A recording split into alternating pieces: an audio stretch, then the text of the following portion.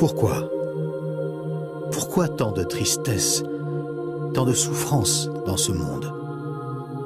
Maltraitance, trafic d'esclaves, famine engendrée par l'homme, dans des pays où règne l'anarchie, où chacun est en danger à cause de la violence de ceux qui ne s'intéressent qu'au pouvoir.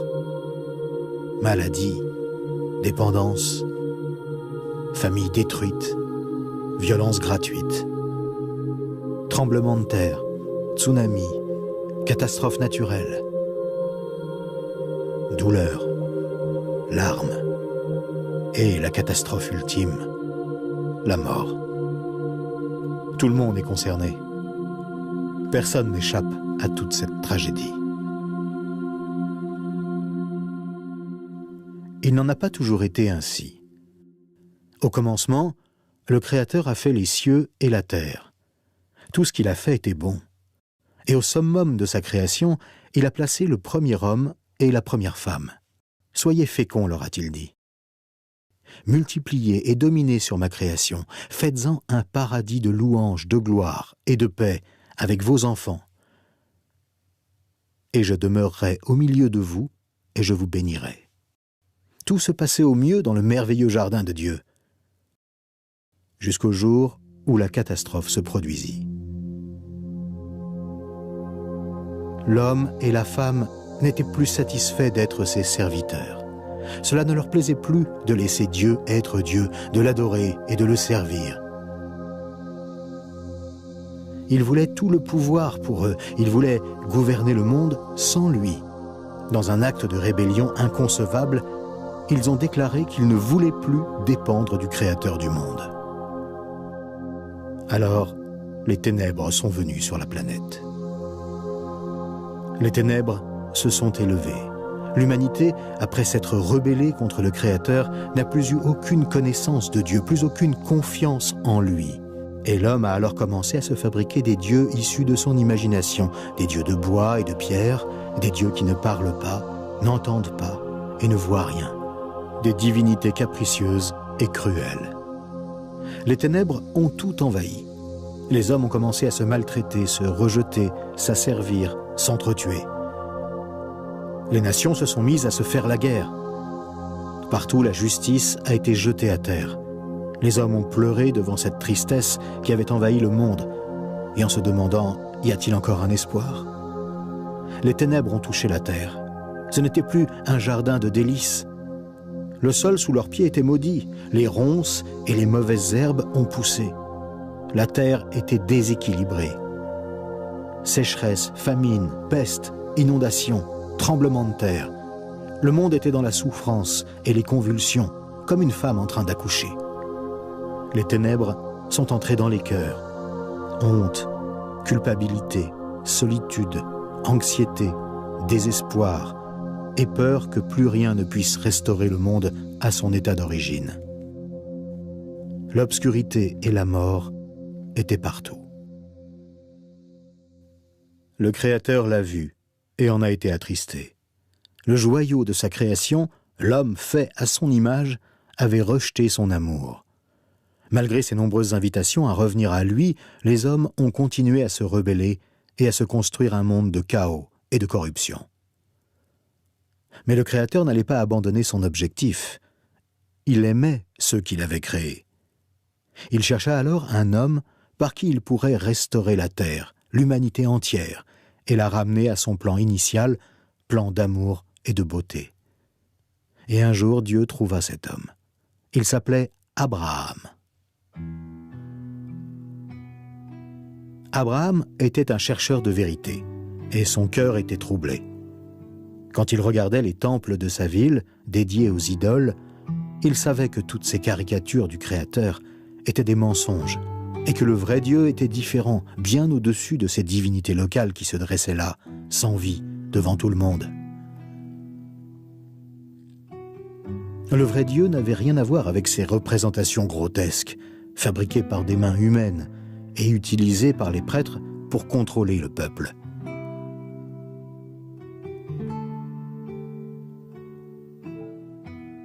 Qui es-tu, ô Dieu? Où es-tu? Révèle-toi à moi, demanda Abraham. Et une nuit, le Créateur lui répondit.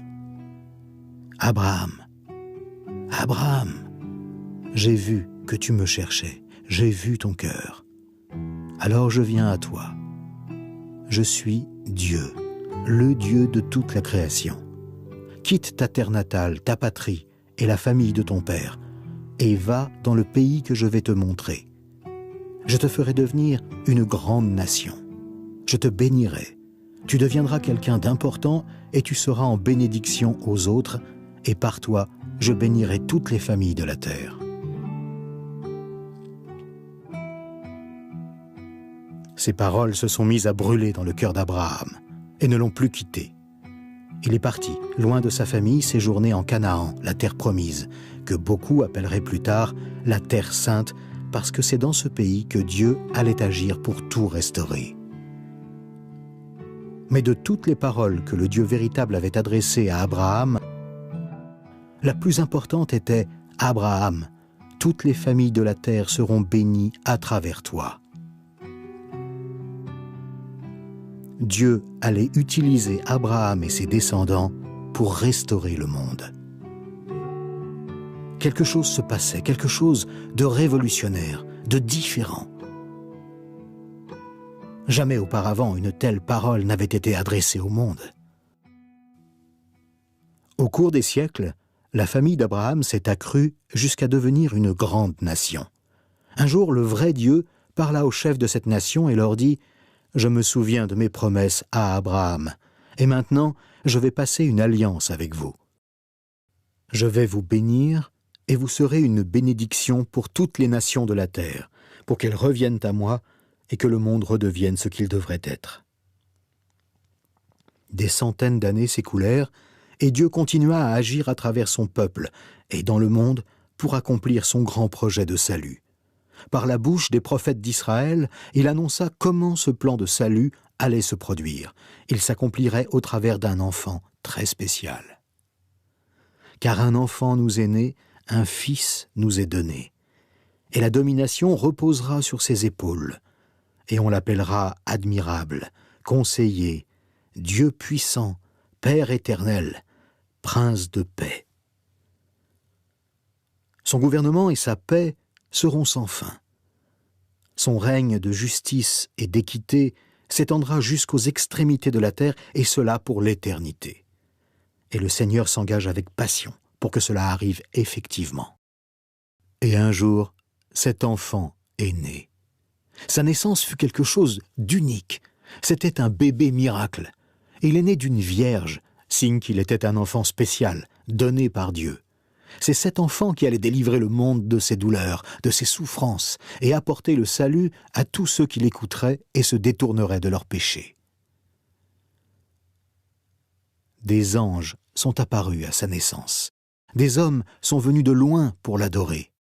Des sages ont prophétisé sur cet enfant, annonçant les merveilles qu'il allait faire. C'était lui, le sauveur du monde, et on l'a appelé Jésus.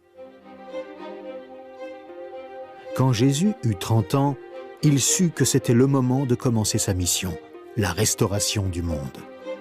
Il se mit à annoncer partout parmi son peuple que le temps était accompli, que le royaume de Dieu était proche.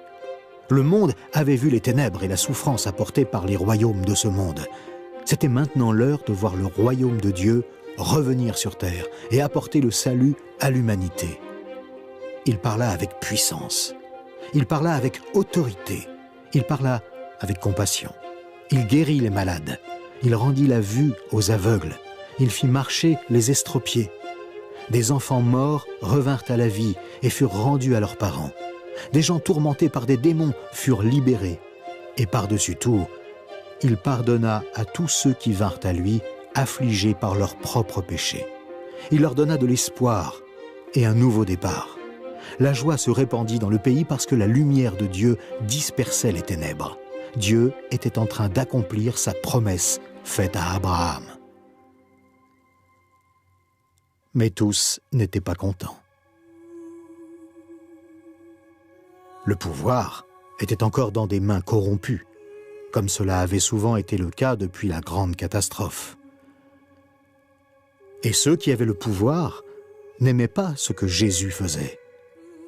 C'était une menace contre leur pouvoir. Alors ils l'ont traqué, arrêté, jugé et faussement condamné pour crime avant de le crucifier sur une croix romaine. Les ténèbres semblaient avoir finalement eu le dessus. Elles semblaient avoir vaincu cette lumière venue dans le monde. Jusqu'à ce que quelque chose se passe 3 jours plus tard. Quelques femmes étaient allées au tombeau embaumer le corps sans vie de Jésus. Mais à leur arrivée, le tombeau était vide. Des anges sont apparus et leur ont annoncé la grande nouvelle. Jésus était ressuscité des morts. Jésus était vivant. Il avait un nouveau corps. Un corps qui ne mourrait plus jamais. Jésus n'avait pas été vaincu par les ténèbres. Au contraire, Jésus avait triomphé des ténèbres. Sa mort sur la croix n'était pas une défaite. C'était sa victoire par laquelle il avait payé le prix pour les péchés du monde. Par sa résurrection, il a inauguré la nouvelle création de Dieu, pour tout restaurer exactement comme il l'avait promis à Abraham. Jésus rassembla ses disciples et leur montra les marques des clous dans ses mains et dans ses pieds. Il leur expliqua que toute l'injustice qu'il avait subie avait été le moyen utilisé par Dieu pour apporter le salut à l'humanité. Parce qu'en mourant sur la croix, il a payé le prix des péchés du monde. L'humanité s'est rendue coupable et s'est condamnée elle-même à cause de sa rébellion. Elle s'est mise sous le jugement de Dieu, mais Jésus a pris sur lui toute la condamnation. L'humanité pouvait désormais être pardonnée de ses péchés et retourner à son Créateur. Plus besoin de sacrifices d'animaux pour les péchés, parce que le sacrifice définitif, le sacrifice de Jésus, a été offert. Il n'y a plus à redouter ce qui se passe de l'autre côté de la mort, parce que Jésus a vaincu la mort en sortant du tombeau. Celui qui avait guéri les malades et pardonné les pécheurs avait maintenant vaincu tous ses ennemis, et il était sorti du tombeau en tant que véritable Seigneur du monde.